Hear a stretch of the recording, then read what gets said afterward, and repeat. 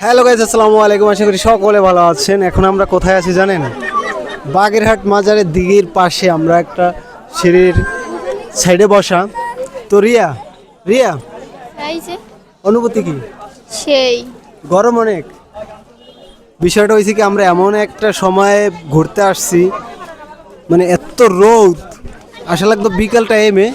তো এখানে কিন্তু হাজার হাজার মানুষ, অনেক পর্যটক রয়েছে। আর আমরা সিঁড়ির কানা থেকে একটা মানে ছাওয়া জায়গায় দাঁড়ায় রয়েছি, মানে গোসলাদি করবো, পরবর্তীতে যাব মানে একটু বেল পড়লে। আর ওই পাশে আছে মাজার, ওই যে দেখা যাচ্ছে। আমাদের সাথে আছে আমার ছোট ভাই। তারপরে রিয়া ভাইয়া, হ্যাঁ বলো। ঘটনা হয়েছে তুমি যে আজকে আসছো, এটা মানে কতদিন পরে? কতদিন পর? আমি তো কখনো আসিই নাই। আসো নাই?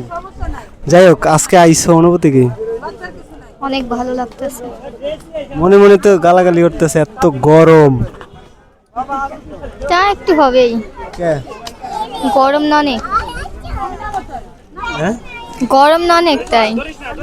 যাই হোক গাইস, বিষয়টা হয়েছে কি, অনেক রোদ পড়ছে। আর আজকে বিষয়টা হয়েছে, যদি বিকালের দিকে আসতাম তাহলে অনেক ভালো হইতো।